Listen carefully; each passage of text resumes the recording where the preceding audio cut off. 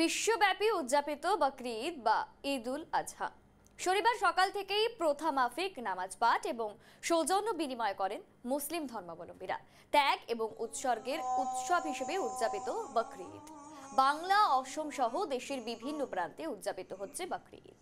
কলকাতা, শিলিগুড়ি সহ অসমের একাধিক অংশে আজ পালিত হচ্ছে ঈদ এবং প্রথা মাফিক নামাজ পাঠ। সেই দৃশ্য আপনাদের সামনে আমরা তুলে ধরছি এবং আমরা এই বিষয়ে আরো জেনে নেব ঠিক কিভাবে উদযাপন করা হচ্ছে ঈদ। আমরা চলে যাব নীলোৎপলের কাছে। আমাদের প্রতিনিধি ইতিমধ্যে আমাদের সঙ্গে হাইলাকান্দি থেকে যুক্ত হয়ে গেছে। নীলোৎপল, ঠিক কি কি চিত্র তুমি তুলে ধরছো?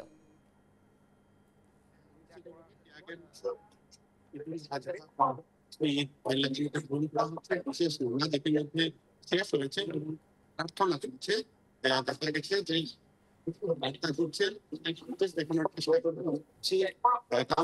হাইলাকান্দিতে পবিত্র নামাজ ইতিমধ্যে সমাপ্ত হয়েছে এবং এক বিশেষ বার্তা দিচ্ছেন ইসলামিক পণ্ডিত এবং এই দৃশ্য আমরা দেখাচ্ছি।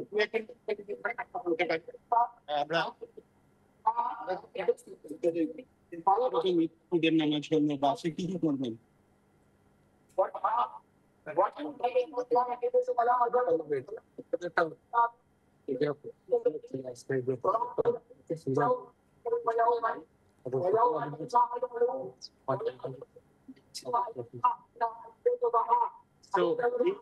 ঈদের তাৎপর্য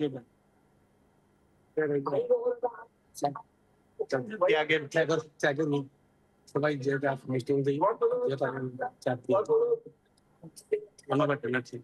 পুরো দৃশ্য দেখানোর চেষ্টা করবো। টাউন ঈদগার এই দৃশ্য, এখানে শিশুরা আছেন, বয়স্ক লোকেরা আছেন, সবাই সবাই এখানে দেখা গেছে যে ঈদের নামাজে এখানে ওরা একত্রিত হয়েছেন। এখানে আমি আগেও বলছিলাম, এখানে ধনী নেই, এখানে গরিব নেই, সব এক মঞ্চে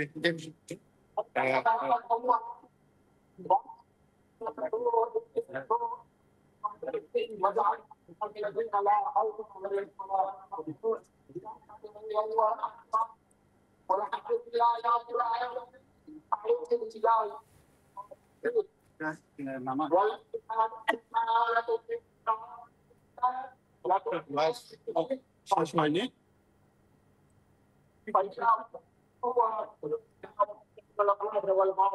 ঈদের নামাজ শেষ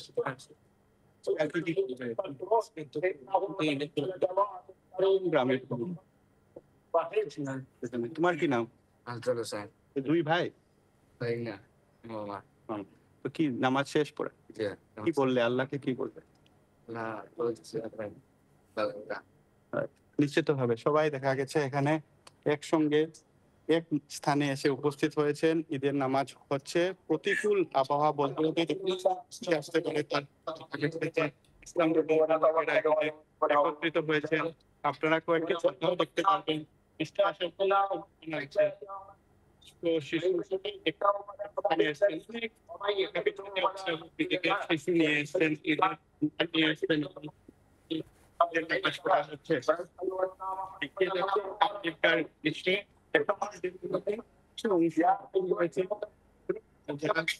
বেশ বেশ নীলোৎপল, অসংখ্য ধন্যবাদ তোমাকে। আমাদের প্রতিনিধি সরাসরি কিন্তু যুক্ত ছিল হাইলাকান্দি থেকে।